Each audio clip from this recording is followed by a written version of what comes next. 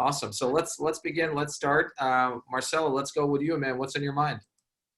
Um, just getting ready for the listing appointment today. That came in last night through Sync. Initially, they were just kind of tinkering around and kind of just looking for stuff or whatever, and weren't really looking to make a move until 6 months from now. And then I kind of just asked them like, hey, well, with the market being as hot as it is, whatever the case may be, if I was able to find you something sooner, I mean, would you be opposed to writing an offer? And then that's when he kind of threw in the fact that he's like, well, I have to sell my 2 properties first, and I have to sell my great aunt's property first before we could do that because she's moving in with us, and that's the reason for the move. And I said, great, I could help you with all 3. So I'm meeting up with him at noon, and then we can chat real quick beforehand just to make sure I have all my ducks in a row, so to speak. But and then we just talked about sports for about 15 to 20 minutes and talked about his business for 15 or 20 minutes. And Awesome. So the rapport is there, cool dude. And then, he's going to meet with me, and then his wife is working late all week. And I'm probably going to go meet again to finalize the listing, him agreeing to have me as his listing agent for all 3 this weekend when she's available. He just wants to meet me first just to kind of as like a preliminary interview, so to speak, I guess you could say. Yeah. I mean, well, first of all, it's a sync lead, right? You said it was a sync lead? Yeah, I came in last night.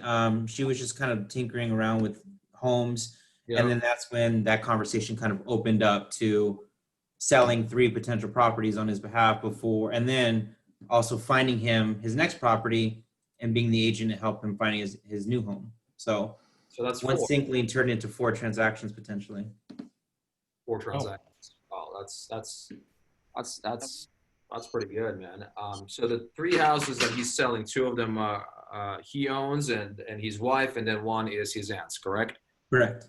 Okay, all right. And they're all here in the Valley, or they're kind of in different states? No, all in the Valley. One of them is going to be, I think, really good for an investor. It's got really strong bones from what he says. He's looking at around 170, 175 for it.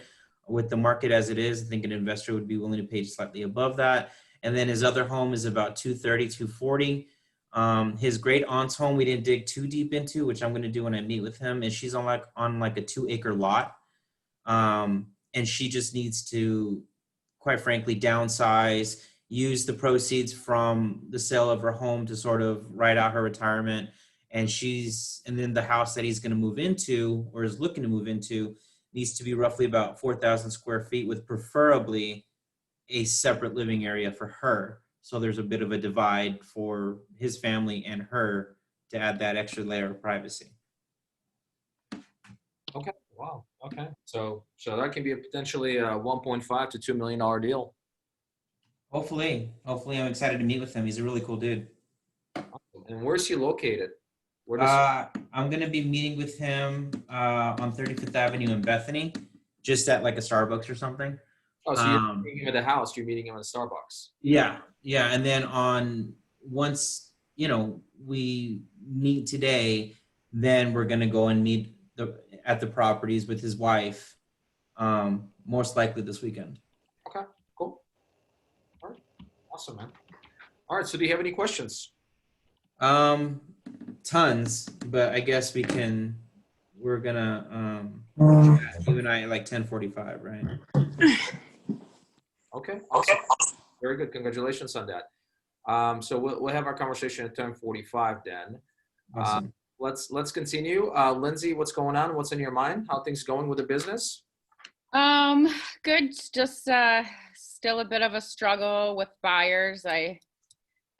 I have tons of buyers, and it's just been tough. I've got a call with one later today that I've been working with for a couple of years now.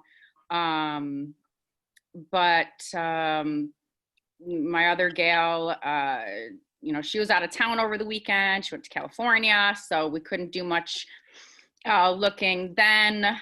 But prior to that, I did call on a FSBO, and literally it was, on off the market for like 2 hours, and in the midst of our conversation and writing everything up, another offer came in 10,000 over, and unfortunately that's the way it went, and we didn't get it. So it's just a uphill battle here with my buyers. I've got buyers coming out my ears. So the buyer that wanted to write an offer on a for sale by owner, right? Mhm. Your buyer couldn't go over that $10,000 asking price? No, I mean, really her budget is 250, maybe a little bit more if taxes are low enough, or if there's no HOA. But I mean, she could probably go over 5, depending, but yeah, it's just crazy. I thought we were gonna go somewhere with this FISBO, and Mhm. in a matter of 2 hours it was gone. So, Okay. but All right. Have you maybe would she be open in expanding her search? at first she was, and she has become so specific with her area. I sold her house a couple years ago, and she is stuck on that zip code, and it's a little out of her price range. She's realizing that now after we've written up 4 or 5 offers. And so she keeps eyeballing that area. She's got an eagle eye on that. We've looked at other properties, but really her location is so specific. As far as the house, 3-bedroom house, 250, with a yard for her kids. So Is she currently renting or she owns a house? she's renting. Yeah, I sold her house 2 years ago, and she's been in an apartment since. And What is she paying on a monthly basis right now? on her rent, she's paying 1,100. So she's wanting her budget really 1,200, a little over. So she's got money saved up from when we sold, to put down. But Okay. Look, I mean, $1,100 is still $1,100, and that's the money that she's paying to the management company or the apartment owner, right? And yeah, that's over $13,000 yeah, a year, right? So yeah. that's the money that she's never going to be able to recoup. So I had that conversation actually with one of my buyers, and they decided to expand their search because of that conversation.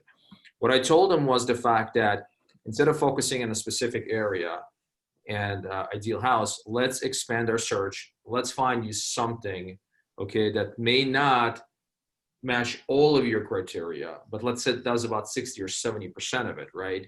Mm-hmm.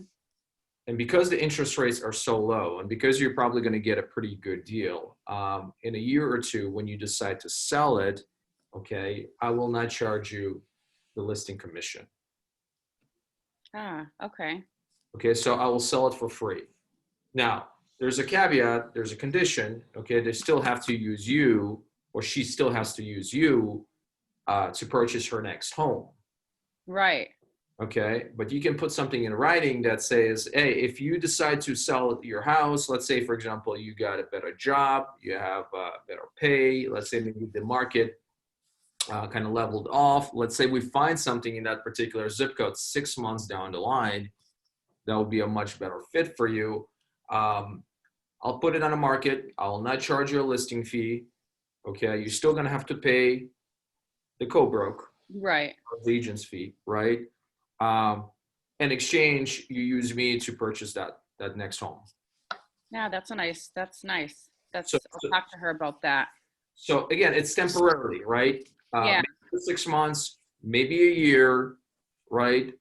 Maybe 2 years, who knows? I kind of feel like in the back of my mind, because some of the things that she's said in conversation, she's kind of waiting for after the election. She has a feeling, she's assuming that, house prices are going to drop. Yeah. So I feel like she's almost kind of holding out for that. Listen, I mean, if you or I or anyone else in this group had a crystal ball, I mean, Right. we would not be here. That's what I told her. There's no way to know that. There's We just really don't know that. I mean, I think there's going to be a slowdown eventually. I mean, whether yeah, it's 6 months from now or a year from now, we don't really truly know. But in the meantime, what we know is the fact that every single month she's shelling out $1,100 living in a Yeah. 2-bedroom apartment. yeah, and I know she's not happy there. I mean, she's got people on top of her. There was like a shooting there. Right. So I'm like, these are all reasons we need to get you into your own house. And that's the point, right? Hey, you're gonna own your own house, right? This is gonna be your home, right? You're paying down your mortgage. Your house is still gonna continue to appreciate. The interest rates are dirt cheap right now, okay? Right. And even though you're not gonna get everything what you wanted, it's your home. Yeah. It's a place where you can say, you know what, 6 months from now, or a year from now, or 2 years, you know what, I want to sell it, and you're gonna walk away with equity. You're going to save money on commission, and we're going to find you a better property. Right. Yeah. So have that conversation with her. Okay.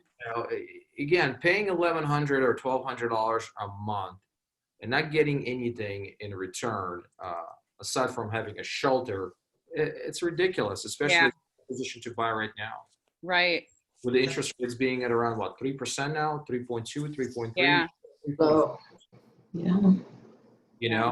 Does she have enough money for closing costs? Yeah. Yeah. Yeah. She's good all around. She's got, her solid job and credit, money in the bank. She's ready to go. She's just so stuck on this darn zip code. And it's out of her budget. There's no penalty to really kind of like sell the house that you bought 2 or 3 4 Yeah. months I think later. she just wants her old house back. I mean, she sold her house because it was a separation situation. She was devastated. I was kind of like her counselor at the time too. So Yeah. she wants to buy her old house back, I think, but Yeah. out of her budget. Yeah, but it's in the past. Yeah. Yeah. So now we got to figure out the solution, right? And think Yeah. about the present and the future. And the present and the future is the fact that she's got a great job. She's got the money. She doesn't like where she lives. The interest rates are super low. There's nothing available in her zip code. Let's expand the search. Let's be a little bit flexible. Yeah. Something. And I do. I'll still send her listings outside of it. I'll say, hey, just saying, look at this house. It meets, all your criteria, except for it's, a little bit further than you wanted to be. But, so I'm still playing with that. It's just, Here's what else you got to do, okay? You see, and I think we're all fall into that trap where we have one client that you feel bad about, that you want to really help out, and a lot of our focus, a lot of our attention, and I'm not going to be naming names like Jackie,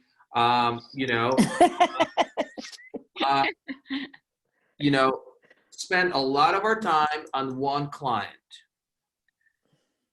That's over now. We broke up, man. Let it go. Instead of having 4 or 5 or 6 or 7 or 10 clients to work with. Yeah. I mean, since I've changed brokerages, I have noticed my working habits have changed dramatically. I've been, spending more time on calling leads, learning more about, for sale by owners, and reading up on, all that, and dedicating time for that. I feel like I'm making progress. This is kind of a slow roll, trying to nurture, new leads and keep the old ones rolling. But I have definitely noticed my habits have changed. I feel confident that eventually this is it'll start moving. Just right now, it's just, I'm kind of, slow rolling. So. Oh, you're not. I mean, you're definitely making progress, right? And that's what you're saying, right? And every day, the goal is for us to get better and improve, right? Repetition is the key. And you're following up with the sync leads. Yeah, and I love all the tools you guys offer, and Mojo. I mean, these are all awesome programs Awesome. that I'm still learning about, and they've been so helpful. The key word is consistency. Yeah, yeah, Right? The key word is consistency. You want to make sure that you're consistent in your approach. When you're, at the end of the day, we get paid to talk about real estate, to meet people, help them with buying, help them with selling process, negotiating deals, doing the walkthroughs, and then asking for referrals, right? right. Rinse and repeat. That's what we get paid for. So every single day, our number one goal, our number one objective is to talk to people about real estate. And if we're not doing that on a consistent basis, it's very hard to get the business off the ground. Yeah, You may find a buyer or two here and there, and that's fine. That's dandy. That's great. But again, it's not going to help you to really have the consistency, right? Your business is going to be very difficult to grow.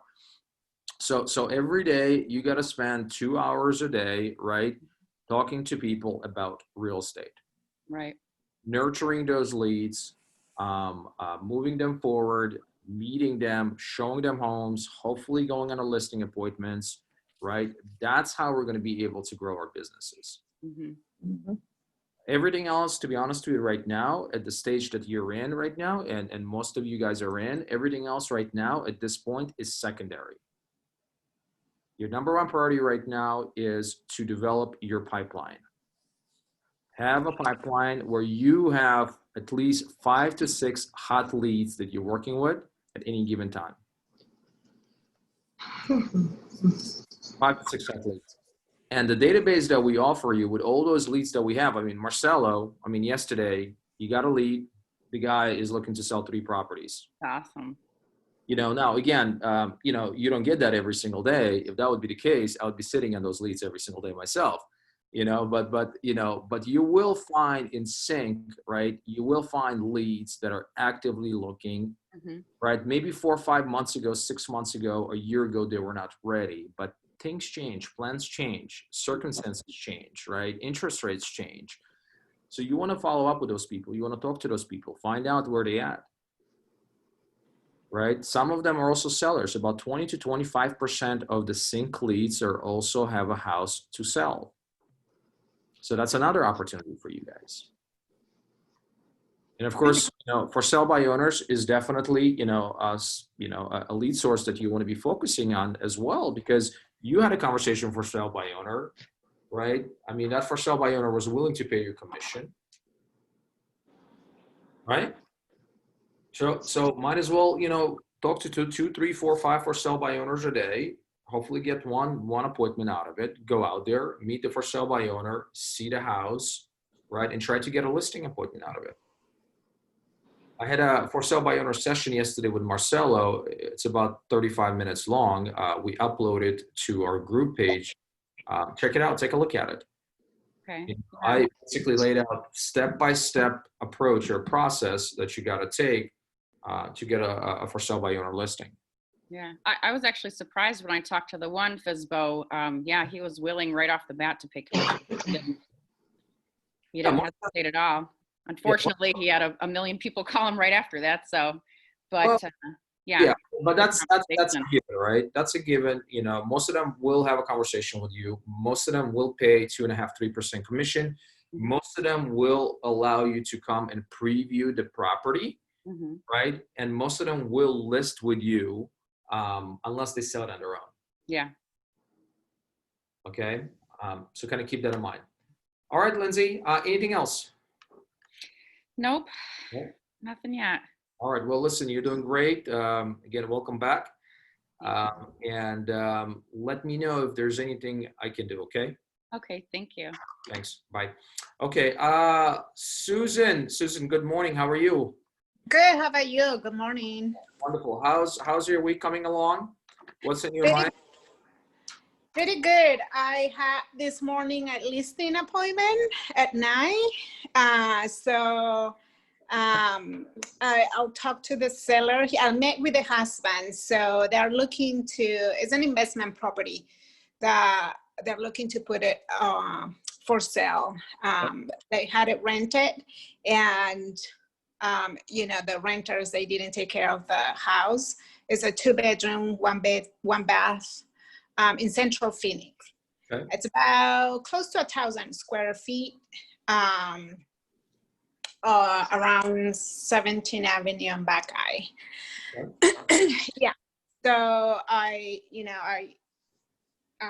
run some comms, and I'm gonna talk to them later here in a little bit. To see, because I know they wanna the walls, because just the walls are dirty. They wanna paint it and get it ready for listing.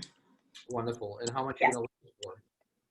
So I've been looking, everywhere to run comms for that property because of that location. It's right behind a industrial company all around, and just the value of the prices are low there. So I was thinking 140. They bought this property 3 years ago, and they've been renting it out. And when I spoke with the owner, they know that that house doesn't have too much value in it. So that's why I think just they haven't had too much luck with the renters that they had, so they're ready to sell it. And yeah, yes. Yeah, I mean, I think if you list it for 140, I think you're probably gonna get multiple offers on it. Yeah. Yes. Probably Yes. above $140,000. So Yeah. Mm-hmm. that's good. Congratulations. Thank you. That'll Yes. pay them back for the bad tenants. Yeah, well, so they were telling me this morning that they had to get the tenants out. They've been living for a year for free. They with the Yeah. city, they got the tenants out. Yes. Yeah. Yeah, and the house, the walls, they just use, I don't know, these sticky things to put stuff on the walls. I can imagine. So she was very upset. The owner was very upset. She's like, I can't believe they did this, and now I have to spend money. I was like, well, I was just like, well, let's get this fixed, and I can sell it. And you will. You'll do well. Yeah. Yeah. I remember I had a tenant, and this was a long time ago. That was before the Great Recession of 2008, and I built a townhome in Surprise, and it was a brand new home, and it was a family of 3, actually family of 5 with 3 kids. Wow. Okay. About a month, they stopped paying rent. I knocked at the door, and literally a kid who's probably like about 2 years old, 3 years old, opens the door, and he's like half naked.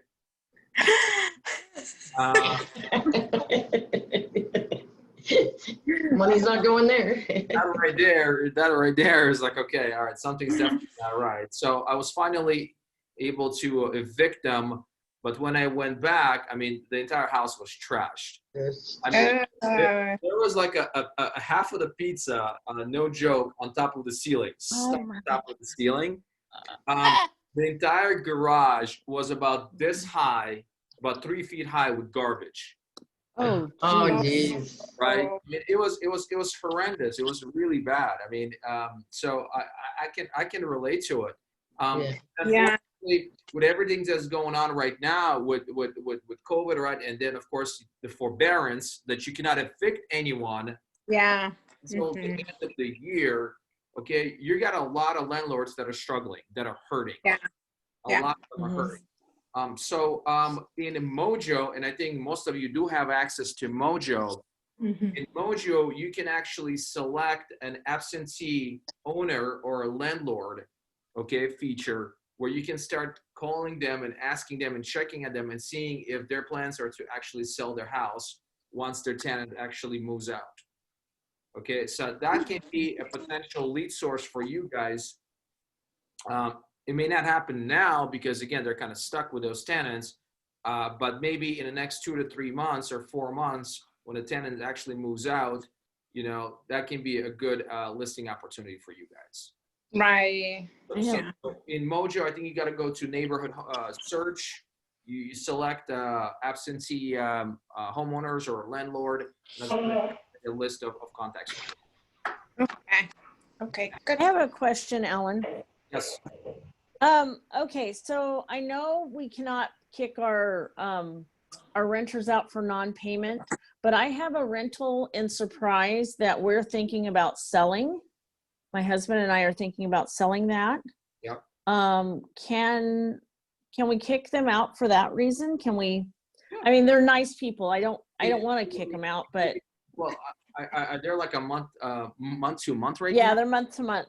Yes, so send them a 30-day notice, right? Tell them that you're going to be selling a house, and in 30 days they gotta go. Yeah. What I want to do is say, let's work on getting you pre-qualified so you can buy this house. Sure. You've been here for 3 years, you know? Yeah, Mm. absolutely. You can Yeah. do that. Yeah. Okay. Why, if I may ask, why do you want to sell your house? Because I don't like the house that we're living in right now. Okay. And my husband, we're so close to paying it off. My husband doesn't want to sell it. Okay. And I want to take the money from that to buy us a different house because I don't like the house we live in right now.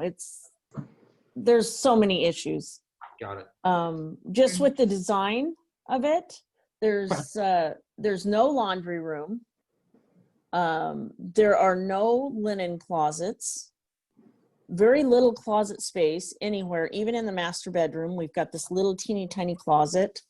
And there's just some design flaws that I hate about the house. Are you going to be renting this house? Yeah, so we're going to rent the house we live in. We've got some repairs to do, and we're going to rent the house we live in Mhm. and keep it as a rental and take the money from the surprise house and buy ourselves something different, new. Yeah. Nice. Okay, that's nice. Yeah. So, but going back to your tenants, I mean, I'm assuming you have a valid rental agreement in place. Yes, Right? yeah. Yeah. So usually most of the rental agreements, it's a 30-day notice. Okay. You give a 30-day notice and let them know that this is what your plans are going to be. And then if they want to buy that house, your house, get them pre-qualified and hopefully they're going to be those buyers. Yeah. Right, Say right. that on the My community. husband didn't believe me about what that surprise house was worth. It's a 4-bedroom home. And he said, you can't get 250 out of that. I said, I can get 280 out of that right now. Are you kidding me? Have they It's in been a paying nice rent? area, built in 2005. It's it's a nice home in Surprise. Yep. Have they Okay. been paying rent too? Yes, they've been paying rent. Yeah. Yeah. They've been really good about it. Good. All right. All right, Kelly. Yeah, go after it. Hey. All right. That's All right. Let's continue. Alberto, good morning. What's in your mind? Hey, good morning. Not much, honestly. Just kind of what you and I spoke about. Just trying to focus on sticking to my morning schedule with some changes and disruptions. Just staying consistent with my morning schedule, staying consistent with the time blocks I have reserved for prospecting, for follow-up calls, and then just trusting the process and keeping that momentum going. So, all right, man. Yeah, I mean, let's continue having that routine, and consistency is going to be the key, right? And then when are you going to start doing open houses? I actually I forgot who I talked to about that. But there's an agent, one of the newer agents here that wants to do one. So I'm thinking maybe I could do one this Saturday. If not, I want to do it next weekend. I just got to figure out whether or not, because I've been trying to get Miko under contract here for a while now. It's just his work schedule is all over the place. So if he doesn't want to see anything, then I mean, I definitely want to schedule an open house this weekend. And again, it's just because I've been trying to get Miko under contract for a while now that I'm kind of just holding off to see if he can do it, because it's very rare for him to have days off or a good time slot off where because he does like he doesn't get paid hourly. He does like a per service kind of thing. So if they call him and then tell him to go and do this job, that's how he gets paid. So he's always on call, so it's hard to kind of secure a solid 2-3 hours where we could go and just knock out a couple of houses and see what we can look at. Well, he's got to come up with that flexible time schedule, right? I mean, especially in that price point that he's looking to buy, he's got to be super flexible right now. Yeah, and that's a conversation I keep having with him. Just because I keep telling him, like you'll look at it and you might pick 2 or 3 houses maybe a day or 2 ago, and then by the time that you're ready to go look at them, like most of these are under contract, And I told him, well, if you keep going at that pace, I mean, you're going to find out pretty soon that this is a pretty quick way to lose out on a couple of deals, you know, by not making an hour or two. I'm like, even if we're just going to look at one, like, I don't mind just racing to the property, meeting you there, showing you that one if we think it might be the one, and then determining that after the fact. But if we keep going about it, like, let me take a look at it, get back to you in a day or two, we're never going to get anything. Okay, man. Well, good luck, and hopefully you're going to get him on a contract sooner than later. All right, thank you. All right, let's continue. Jackie, what's going on with you? Nothing. I'm good. I was with Lindsay all the way. You already talked about it. We're good. We're good. Awesome. Yep. All right, Ricardo, what's going on, man? What's in your mind? Morning, everybody. What's in my mind? Well, I sent the documents to get that money from the lender to buy that property on 14th Place. And I spoke yesterday with Dupont, Jason Dupont. Do you know him? Oh, I'm working with him right now. Jason Dupont, Yeah. actually, Jason and Jeff. he's a super nice guy. He did about 3 or 4 of my own personal deals in the last year and a half, 2 years. Mm-hmm. Yeah, it was he said. So we spoke yesterday, and yeah, their things, you know, seems very reasonable. So I sent him a couple of buyers today to referrals to see if he can work them, especially because he said that he can work with people under 600, you know, credit score, like, I don't know, 580, 600. And these people, I believe they are right there, like they're in the 620, and the other lenders can help, right? So let's see if Dupont can, you know, help these guys and hopefully, you know, like make it happen. Now, the other thing, I don't know if it's good or bad. Have you all heard about NACA? So I've done a couple of deals with NACA. You know, I know our lender, Tony Weldez, at Best Homes Mortgage, he's familiar and he's done NACA. And then another one, I think there's, is it I-10?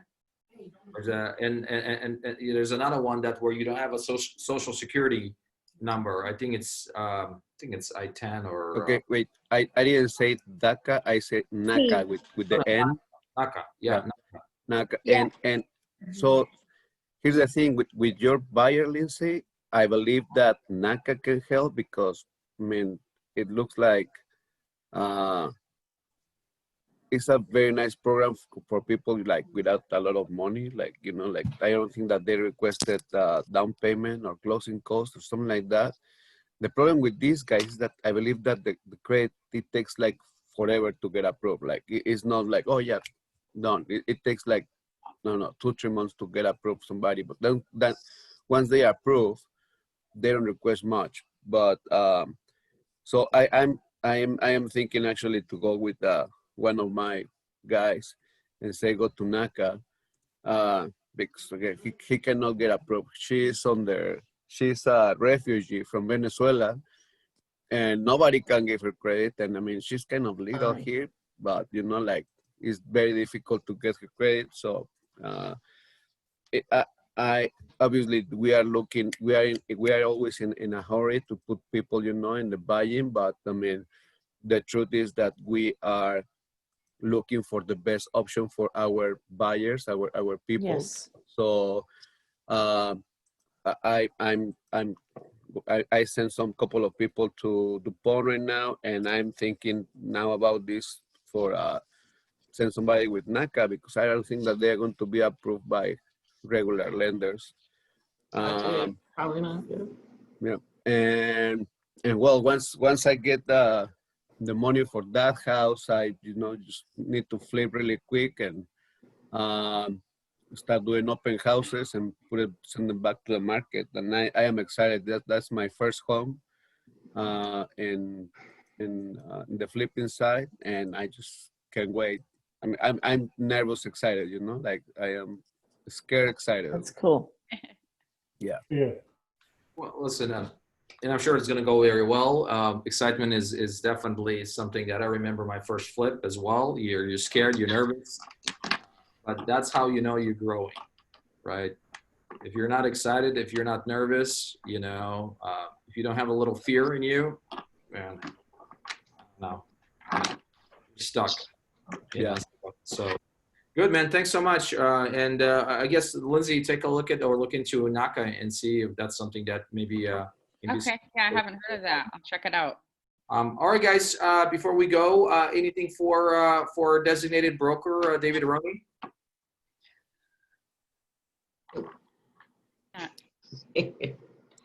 I got nothing. I'm good. Take a day off, Dave. It's good. It's good. We're good. Yeah, I wish. Anything for David, Jackie? No. We spent a lot of time together in the past couple of weeks, so we're good. We're good. It's a good day. I bet you did. We sure have. All right. I've challenged them and everything, and we're good. Times. David, anything from you, sir?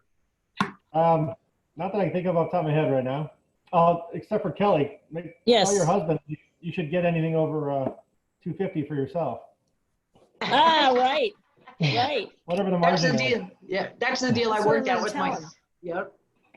You have to tell them that. Whatever you get Yeah. is that goes in your pocket. Yeah. You'll do it. I would hope so, but you know, he treats me right. Yeah. She shares. You're a good girl. I share. That's well, I He's a mean, good guy. that's it. I mean, you're I'll keep him. you're married. Everything is joined. Everything is in the same Yeah, pot. I'm trying to remember that when I get a commission that that it goes into this joint account and pays bills, because I get wide-eyed sometimes and I'm like, wait a minute. Yeah. I think I need $1,000 of this. And he goes, oh, no, wait, we got to pay the bills. He's better at that than I am, Alan. But, you know. All right, guys. Well, thanks so much for attending. I appreciate all of your questions, and let's have a good day. Let's have a productive week. All right, and I'll see you around, and see you next week. Okay. All right. Thank you. Okay. Bye.